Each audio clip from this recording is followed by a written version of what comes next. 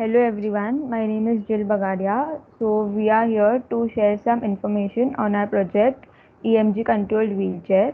A biomedical signal is an electric signal that is acquired from any organ of the body. Different types of biomedical signal are ECG caused due to functioning of the heart, EMG caused due to neuromuscular system, and EEG caused due to the brain. An EMG signal is generated by neuromuscular electric activity like contraction and relaxation of muscle. It is generated by the firing of motor unit action potential trains MUAPT and can be described as a function of time and can be differentiated by other EMG activities as a function of frequency, amplitude, and phase. The nervous system transmits messages throughout the system by firing an electrical signal from the dendrite of one neuron to the axon, which is known as action potential. Such multiple action potentials adds up to generation of a larger signal called the EMG signal. If the target muscle is relaxed, the signal will be negligible since not a lot of neurons are fired, hence the MUAPT does not add up to a significant value. If the muscle is contracted, spikes of electrical pulses are observed as a result of firing of neurons. The spikes will last as long as the target muscle is contracted. An EMG signal can be acquired by placing electrodes on a target muscle, both inside the muscle or on the surface. Since placing of an electrode inside the muscle is not safe to be performed by a non-expert, surface EMG signals are used for such purposes. Surface EMG signals can be acquired from the outer layer of the skin and they are much safer to extract than from within the muscle. Uh, Ritik Shire. Now we will discuss the system model of the whole project. The first subsystem is EMG signal acquisition. Here in the first step, the EMG signal is extracted from individual's body, which needs to be converted into an analog value by a circuit. But the acquired signal is of very few millivolts, so it needs to be amplified in a much higher value, and further it needs to be filtered, rectified, integrated. So for the first part, acquiring an EMG signal. An EMG signal is acquired from a person's body. So for that, there are many electrodes. There are three types of electrode: needle electrode, fine wire electrode, and surface electrode. But needle and fine wire electrode are generally used for clinical purposes, and it can only be used for a who has a medical background. As we are a non-medical background, we don't have expertise in this. So we will be generally using surface electrode. For here you can see a surface electrode is placed on a person's hand. It consists of an AGCL layer and which interface between skin and the electrode. Now the extracted EMG signal needs to be amplified because it's only a few millivolts. It needs to be amplified in order of thousands. So we use an operational amplifier for this. But for this, the input impedance of the operation amplifier should be high, so that even the slightest signal can be picked up and the current draw is minimum. After the signal is amplified, we amplified this signal contains lot of noise and unwanted signal that needs to be filtered. So we use a high pass filter and low pass filter for that. High pass filter is used to remove a low frequency, because we know the EMG signal is strongest between 20 hertz to 500 hertz. So for a high pass filter removes the low frequency component, that is below the 20 hertz of signal, and for a low pass filter it removes the frequency component that is above 500 hertz. So further, after the signal is filtered, we need to rectify it, because a rectifier is generally a circuit that converts AC to a pulsating DC. But we know an AC over time always changes its polarity, but DC always has one polarity. So rectifier is used to convert AC to a pulsating DC. Now the signal EMG signal, we after the rectification is not a smooth signal. We need a smooth signal. For that, we use a integration. Therefore, to convert the continuous changing EMG signal into a smooth voltage, we use an integrator circuit. The output of an integrator circuit is an integral value of the input over the time. Hence, each individual spike of the signal gets added to the output. For after the integration, we need an inversion circuit is required because the output of the integrator is negative. Hence, the magnitude has to be inverted. So we use an inverter. So this was the first subsystem part. The second subsystem part consists of a signal processing for control applications. Firstly, the output we get after the inverter is a smooth analog circuit. But for control application and for microcontroller, we need a digital circuit, digital value. So for now we need an analog to digital conversion. After the analog to digital conversion is done, a controlling is done using a processing device. It is generally a microcontroller only. So now Harmin will take over. For the implementation, we use, as Ritik mentioned, we use surface electrodes to acquire the EMG signal from the body.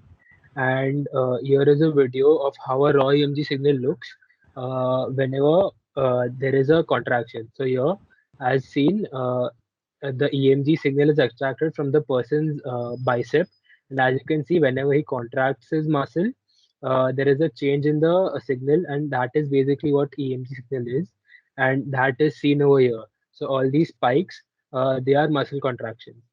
So since the amplitude is very less, we have to amplify it, as Ritik mentioned. So for this purpose, we use the INA 106 precision gain amplifier. So it is meant to be an amplifier with a gain of 10, but by connecting a resistor between the output and the sense pins, we can increase the gain. Now for the HPF and LPF, since it's a bodily signal, we need complete blockage of all signals above or below the cutoff frequency, depending on if it is a high pass or a low pass filter, while the rest should be passed completely. Hence, we need a very steep roll off rate. We achieve that by using a sixth order high pass filter and a eighth order low pass filter, and these are made by cascading multiple Salon key filters together. So we can make use of filters of less order, but the output will be it won't be as pure as the one we get using a higher order filter. So here we use quality over quantity. Now in this rectifier circuit, as Ritik mentioned, the main purpose of this circuit is just to convert all the negative polarities into a positive polarity. So at the output of this circuit, we get continuous positive spikes depending on when the muscle is contracted. Now we use an integrator to add up all of these spikes together.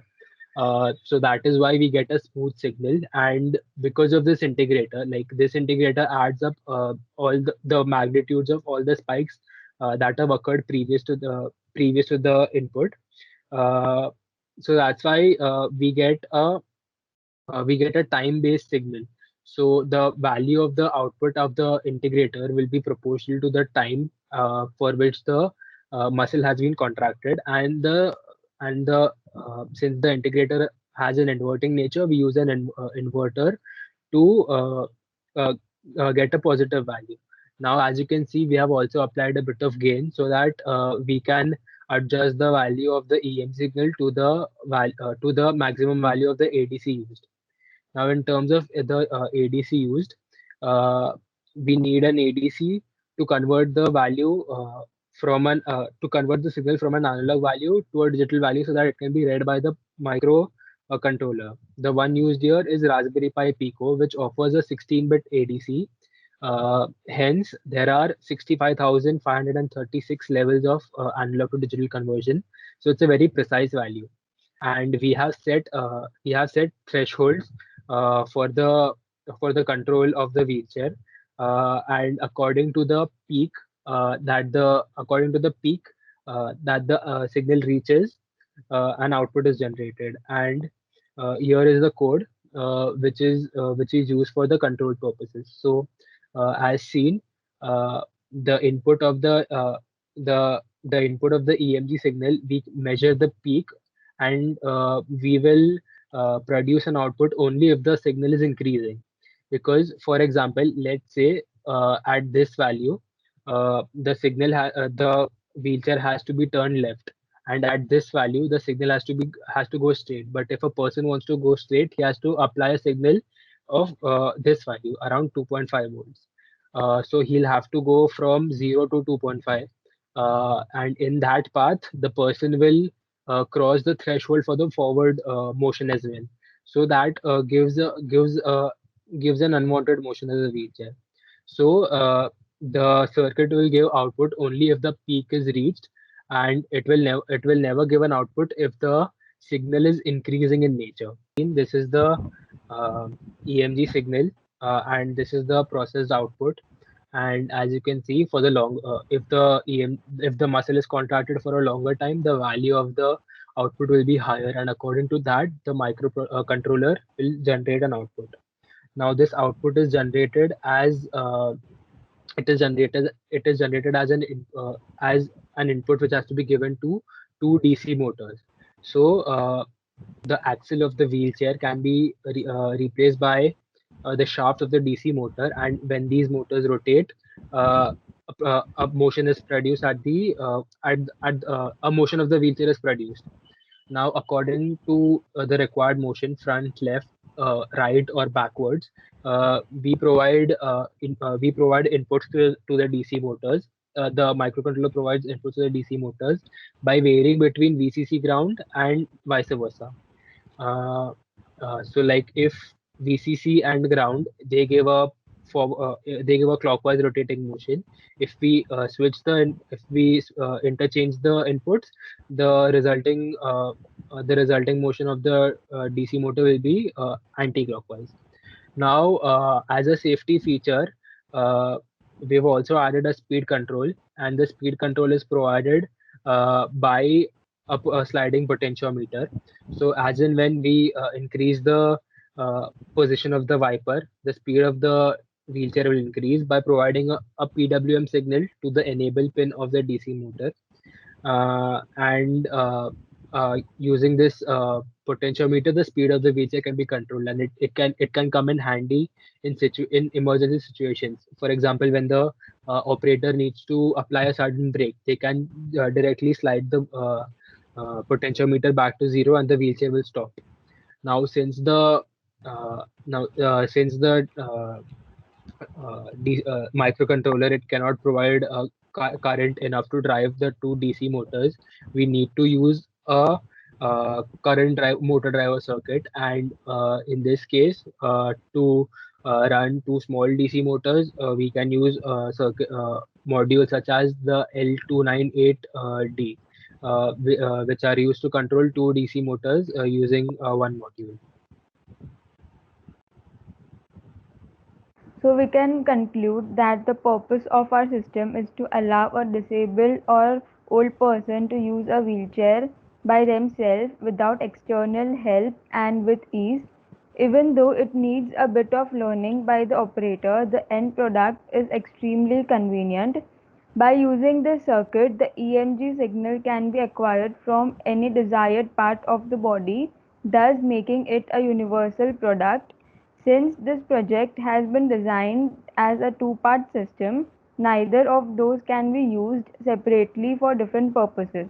For example, the EMG acquisition circuit can be used as an input for a different control, such as a robotic arm, and instead of the EMG input, the processing system can use some other body signal for the control purpose.